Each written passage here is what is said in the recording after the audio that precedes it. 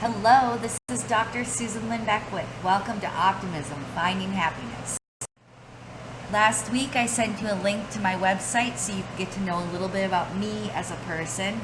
I'm looking forward to getting to know you as a person in our class and learning community. At the bottom of that site, there's the link to our course website. When you click on it, it takes you to the course website, Master of the Obvious, where you can learn about the class, expectations, and workflow. You can also see that while we are going to be tackling some very serious questions in this class and issues with regard to happiness and optimism, we're also going to be having fun as we look at happiness and optimism through different cultures, different societal expectations and life stages, philosophically, and in our own personal lives. You would have seen from the workflow the way in which the credit hours, the expectations of work per week, and then my expectations of how much work you'll be doing each week, which are slightly different, so be sure to revisit that. The Moodle site is now open and live. So when you log on, this is what it should look like at the very top of the page. In the next section, you have course materials and welcome week. The first forum is a social forum that's open for you to talk about anything you want to talk about with the rest of the class. It doesn't have to do with the course material. There's also, so I actually did this screenshot from my professor page. You can see there's a section that's hidden from students called announcements. I have put a similar forum called Facts into our course Moodle site. So the announcement site, you're probably familiar with it from other Moodle courses. It allows for a professor to send out a one-way email to students, and students cannot respond. That doesn't seem right to me. So I've developed Facts, frequently asked questions, but this forum is set up so that I can post and you'll receive it. You can then reply back to my post right there on the forum, or you can post either a question for me or a question for your classmates. And as the semester progresses, you'll discover we'll have some fun facts where we just have fun in that section. There's also the syllabus. So you can see the disclaimer. This is the full ADA compliant OU syllabus for the class. Oh my gosh, it is so long. Now, all of this information is very, very important, but I don't want you to be overwhelmed by it. And a lot of the information is actually information that's required by the university for dissemination to all students. It's not information I'm giving you that you have to do it in this class. So when you open that document and see the length, do not get freaked out by that, please.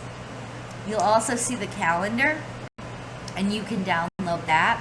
I'm going to be talking a little bit more about how our course is going to work. That's slightly different from probably what you're used to with regard to a calendar in a class. And then you can also see that we're going to be taking happiness and optimism assessments at the beginning of the semester and then throughout the semester. So I give you instructions on the site to go to start taking those assessments, and they don't take long. I explain how to keep track of them, etc. Because we're going to see where your happiness levels are at now, at the very first day of the term or the day before the first day of class, before you start doing any of the work in the class or the readings, in the middle of the semester, and then at the end of the semester. So this is a little bit smaller so I can get it all in here. So our first section or segment of this class is on past perspectives and philosophies of happiness. You'll be able to see on Moodle, I put the readings up there, it's just a reading. It's De Vita Beta by Seneca. And I give a little bit of explanation about that. But then I actually post the text. That's the first link that you see there. And then I post an audio book, which is a YouTube video of someone reading Seneca's work, because this is a dialogue. It was actually structured and written as if it were people speaking. So I think as you follow along with the text, which you should definitely do, you should also be listening to and hearing the words. The nice part about that audiobook is it allows you to go back and listen to it while you're taking a walk at some point in time or folding laundry. And the text link I sent you to, the PDF, is structured so that it's divided the same way that the audiobook is, and you can actually align them to make sure even if you stop for a minute and go back, you can pick up right where you left off. Now, I'll tell you a little bit of something about the readings that you're going to see with the assignments. This weekend, you will be performing this reading, and you will read the text and then you'll reflect upon it, and then next week you're going to have 2 assignments. The weekend after this, you're going to reread this text, because after having done the 2 assignments and having a week to let it soak in, and you're going to have done some exercises that increase happiness, etc., the text will have new meaning for you, and you're actually going to reread it and not read anything in addition to that. And then you're going to do 2 more additional assignments.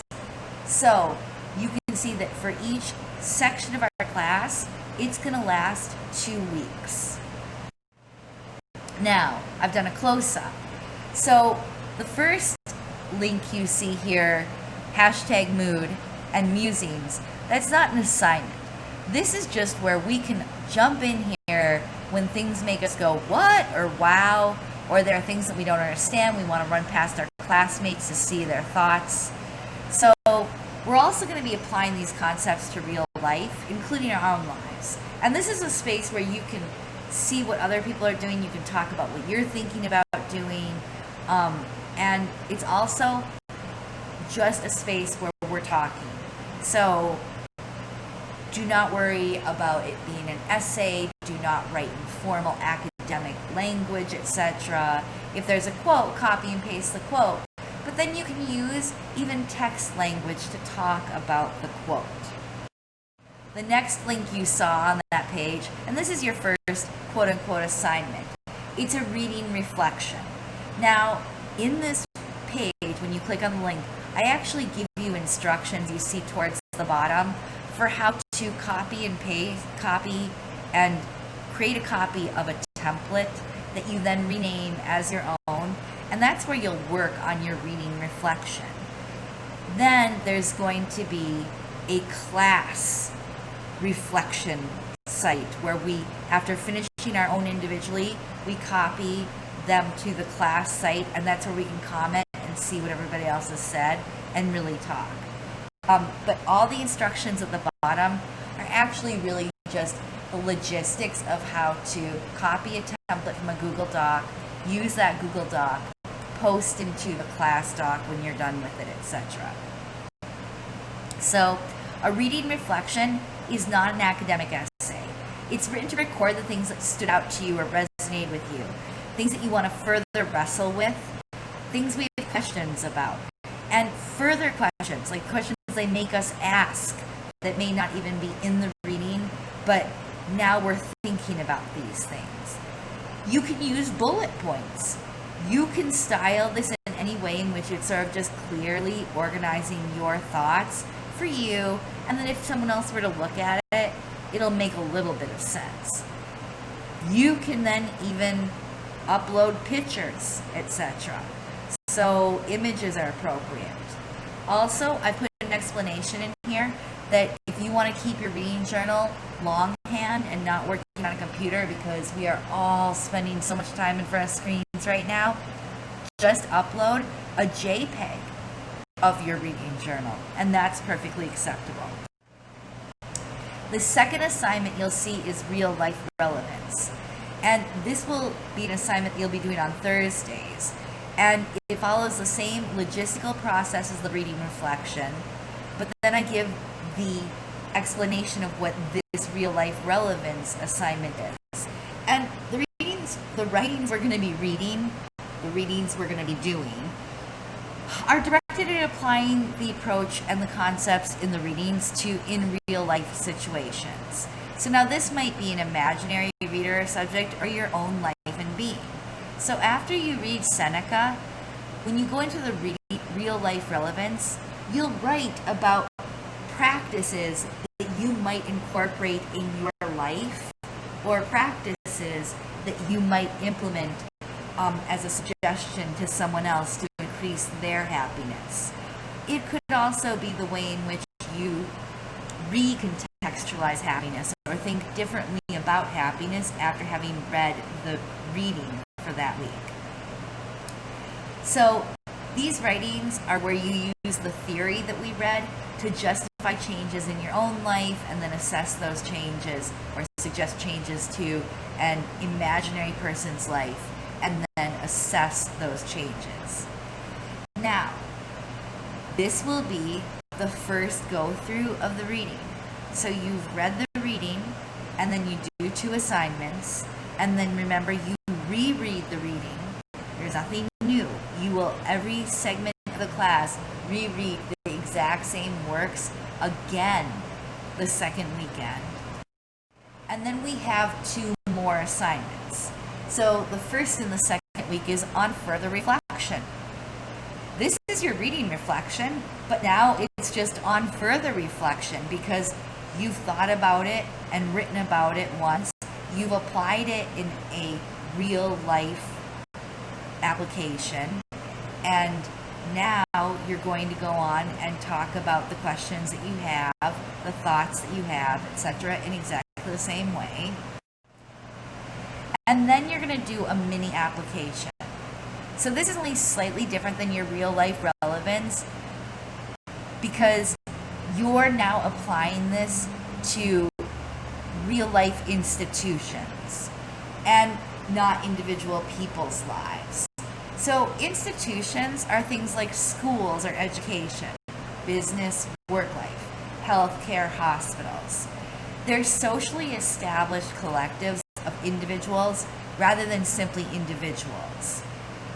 So while you're all students, if you do a mini application to schools and education, you don't do so from your individual perspective, but instead do so from the perspective of the administration of education, the student body as a whole, the various other members of academia, faculty, service support staff, etc. You apply the theory to the institution or the idea of education as a whole. Now, I don't want you to be overwhelmed because in this class, naps will also be assigned. Throughout the course, we're going to be thinking about happiness and optimism, not just with our emotional and mental well-being, but with our physical well-being as well. So we're going to be thinking about ways in which we can optimize our lives, our daily lives, our routines, to be happier in what we do and how we do it. I'm really looking forward to discovering more about happiness and understanding it. I obviously have certain knowledge foundations and understandings from an intellectual or academic or scholarly perspective. And I'm also older than all of you, so I have that quote-unquote wisdom. But the truth is that this course is one I'm interested and going to be taking with you because I could use more happiness in my life. I could optimize my optimism a lot more in my life. And I'm really excited to learn from all of you and learn with all of you about how we can do that together this semester. Take care, get a lot of rest this week, and you will be hearing from me again soon.